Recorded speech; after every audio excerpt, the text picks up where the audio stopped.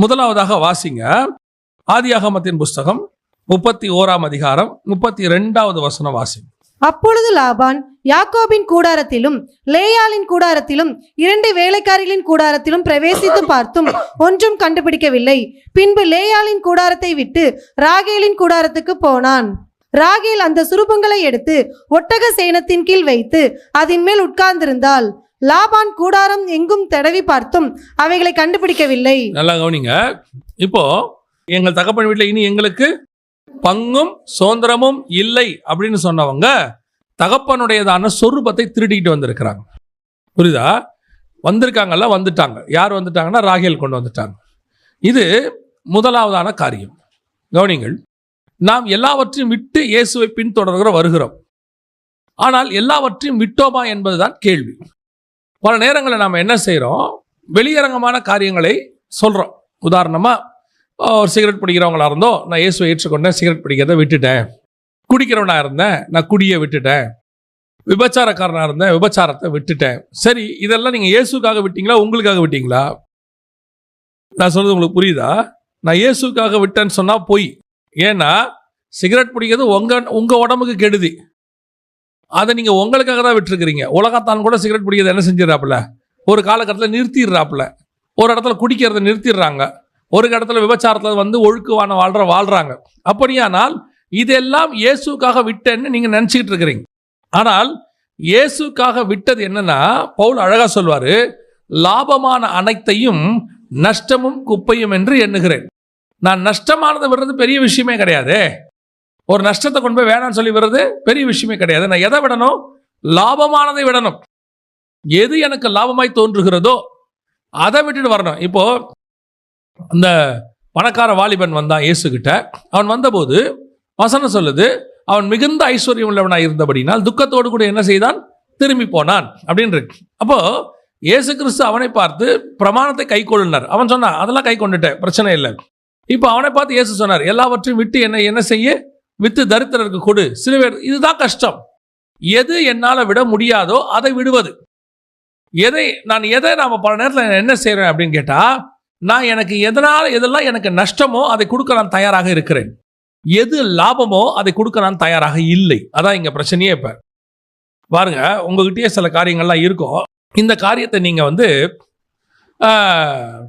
கொடுக்கணும் அப்படின்னு முடிவு பண்ணால் எதை கொடுப்பீங்க? உங்கள் வீட்டில் துணி இருக்குது, எதை கொடுப்பீங்க அப்படின்னு கேட்டால், நீங்கள் போட்டு யூஸ் பண்ண ஒரு துணியை தான் கொடுக்க போகிறீங்க, பழைய துணி இல்லையா? இன்னொன்று, உங்களுக்கு அந்த துணி சின்னதாக போயிடும், நீங்கள் குண்டாயிடுவீங்க, அந்த சட்டை உங்களுக்கு பத்தாதுன்னு வச்சுக்கோங்களேன், அதை தான் கொடுக்க போகிறீங்க. யாராவது புது பட்டு புடவையை கொடுப்பீங்களா? கன்ஃபார்மாக கொடுக்க போகிறது இல்லை இல்லையா? என்ன சொல்ல போகிறீங்க? இது எனக்கு வேண்டாம், அதனால் கொடுக்குறோம். இது வேஸ்ட், இது பிரயோஜனம் இல்லை, இது எனக்கு இனிமேட்டு என்ன ஆகாது? யூஸ் ஆகாது. அதை தான் நம்ம என்ன செய்ய போகிறோம்? தந்துட போகிறோம். எனக்கு லாபமானதை. இங்கே என்ன பிரச்சனை இருக்குது அப்படின்னு கேட்டிங்கன்னா, அவள் திருடி கொண்டு வந்த சொரூபம் இருக்கு, அது லாபமானது அவளுக்கு. அது தங்கத்தில் இருந்துச்சா, வெள்ளியில் இருந்துச்சா, வைரத்தில் இருந்துச்சா நமக்கு தெரியாது. இப்போ அதை எடுத்துக்கிட்டு அவங்க வந்துட்டாங்க. இப்போ இவன் சொல்கிறான், யாக்கோபை பொறுத்த வரைக்கும் அவர் என்ன சொல்றாரு?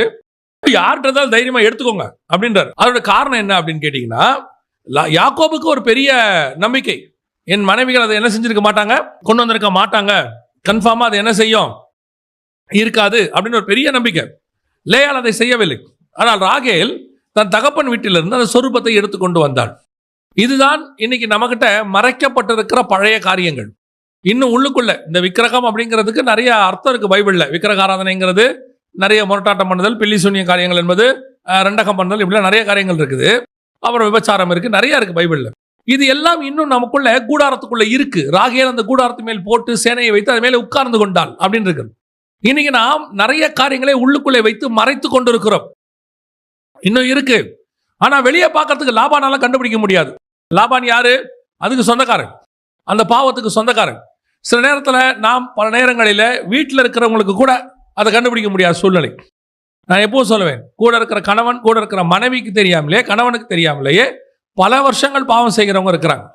பெற்றோருக்கு தெரியாமல் பாவம் செய்கிறவங்க இருக்கிறாங்க. சில நேரத்தில் பிள்ளைகள் ஏதாவது தப்பு செய்யும் போது அப்பா அம்மா சொல்கிறாங்க, எங்களுக்கு ஒன்றுமே தெரியாதுங்க, எதுவுமே தெரியல, எதிர்பார்க்கவே இல்லை, ஒரு அடையாளம் கூட, சிம்டம் கூட இல்லைங்க அப்படிங்கிறாங்க. எஸ், அதான் உண்மை. அதுதான் கூடாரத்தில் சேனையை போட்டு மேலே உட்காந்துக்கிறது அப்படின்னு சொல்லி அர்த்தம். இன்னைக்கு நம்ம அத்தனை பேருமே இப்படிப்பட்டதான பாவங்களை மறைக்கிறவர்களாய் காணப்படுகிறோம். ஆண்டவர் என்ன எதிர்பார்க்கிறாரு? கூடாரம் ஆராய்ச்சி பண்ணி பார்க்கும்போது அங்கே ஒண்ணுமே இருக்கக்கூடாது. சோதனைக்காரன் வந்து பார்க்கும்போது என்ன செய்யக்கூடாது? ஒண்ணுமே இருக்கக்கூடாது. அதான் இயேசு சொல்றார், உலகத்தின் அதிபதி அவன் இடத்துல வருகிறான், அவனுக்கு என்னிடத்தில் ஒன்றுமில்லை. இதை நீங்க நல்லா கவனிச்சுக்கொள்ளுங்க. ராகேலை பொறுத்த வரைக்கும் யாக்கோபை ஏமாத்தியாச்சு, லாபானை ஏமாத்தியாச்சு, லேயாலை ஏமாத்தியாச்சு. அத்தனை பேரை பொறுத்த வரைக்கும் ராகேல் கூடாரத்தில் ஒன்றுமில்லை. ஆனால் ராகேலுக்கு தெரியும் அந்த கூடாரத்தில் என்ன இருக்கிறது என்று சொல்லி. இங்க இதுதான் 1 கொரிந்தியர் 11 சொல்லுது, நம்மை நாமே நிதானித்து அறிந்தோமானால் நாம் நியாயந்தீர்க்கப்படும். நம்மளை ஆராய்ந்து பார்க்கணும். மற்றவங்கிட்ட நான் நல்லவனா இருக்கிறத விட எனக்கு நான் முதல்ல நல்லவனா இருக்கணும். மற்றவங்கிட்ட சாட்சி கொடுக்கறத விட எனக்குள்ள இருக்கிற ஆவியானவர் எனக்கு சாட்சி கொடுக்கணும். இங்க அதான் இப்ப முக்கியம். நாம் இன்னைக்கு மற்றவங்கிட்ட நல்ல பேர் வாங்குறதுக்கு அதுல திருப்தியும் அடைஞ்சிடறோம். அது மட்டுமல்ல, 2 சாட்சி வருது நம்மளை பத்தி, ஏதோ ஒரு 2 நல்ல சாட்சி வருது, அதை கேட்டுட்டு ஓ நம்ம நல்லவங்க தான் அப்படிங்கிறதான ஒரு திருப்திக்கு நாம வந்து விடுகிறோம். ஆனால் ஆண்டவர் சொல்றாரு, உன்னை நீ ஆராய்ந்து பார், உனக்குள்ள என்ன இருக்குன்னு உங்களுக்கு தெரியும். பெரிய விஷயம் என்னன்னா, யூதாசு காட்டி கொடுக்கறதுக்கு முடிவு பண்ணிட்டான். இப்போ அவனை சுத்தி, இயேசுவை சுத்தி எல்லா சீஷனும் உட்காந்துருக்கிறாங்க, இவனும் உட்காந்துருக்கிறான். இயேசு கேட்கிறாரு, உங்களில் ஒருவர் என்னை காட்டி கொடுப்பான். எல்லாரும் கேட்கறாங்க நானா நானான்னு. யூதாசும் என்ன பண்ணானா? நானா என்று கேட்டான்.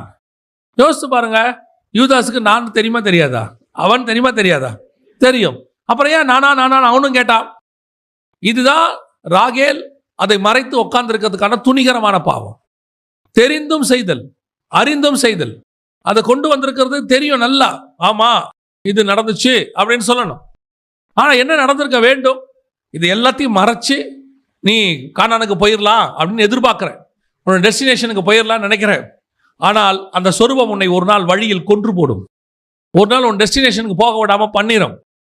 வேற யாருக்கும் தெரியாது, யாருக்கும் தெரியாதுன்னு சொல்லி நீங்க உள்ளுக்குள்ள வச்சிருக்கிறதான பாவங்கள் ஒரு நாள் உன்னை கொன்று போடும்.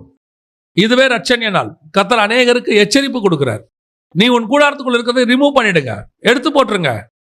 அது எவ்வளவு காஸ்ட்லியா இருந்தாலும் பரவாயில்ல, அதை நீ விடுறது எவ்வளவு கூடியதான உனக்கு பிரோஜனமானதா இருந்தாலும் சரி, லாபமானதா இருந்தாலும் சரி, தூக்கி போடும். ஏன்னா உலகத்தில் இருக்கிற எதை கொடுத்தாலும் உன் ஜீவனுக்கு அது ஈடாகாது.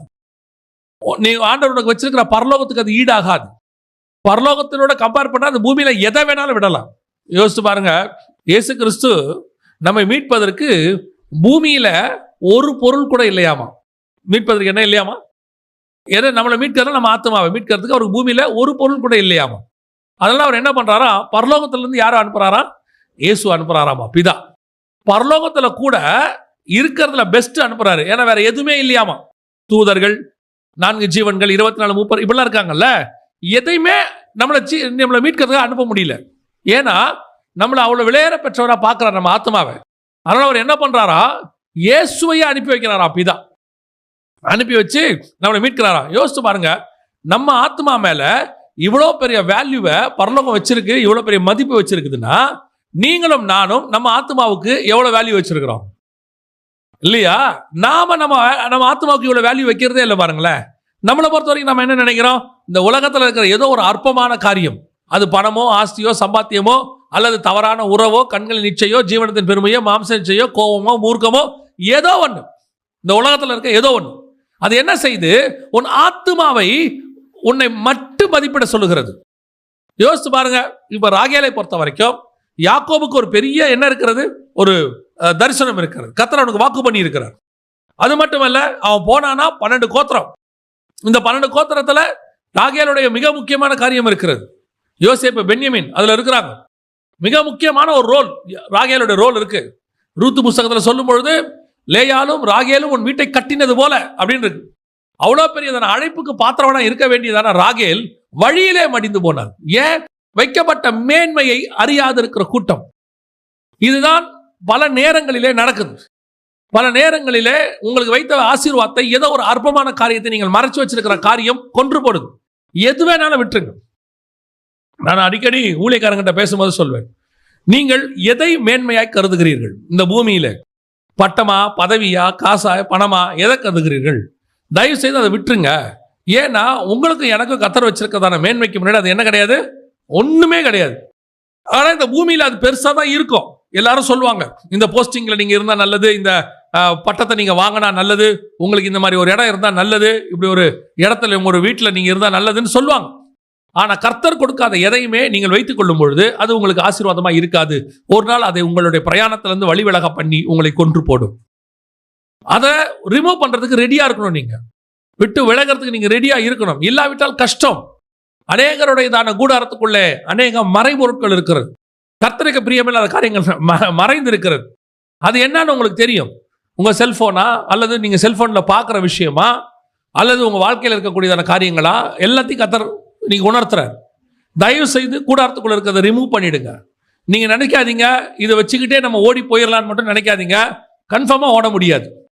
இத்தனை வருஷம் நான் எல்லாரும் ஏமாத்திட்டேன், 10 வருஷம் 20 வருஷம் 30 வருஷம் இத்தனை வருஷம் எல்லாம் நடத்துறேன். நீ இத்தனை வருஷம் நீங்க எல்லாரையும் ஏமாத்தல, நீங்க தான் ஏமாந்துருக்கிறீங்க.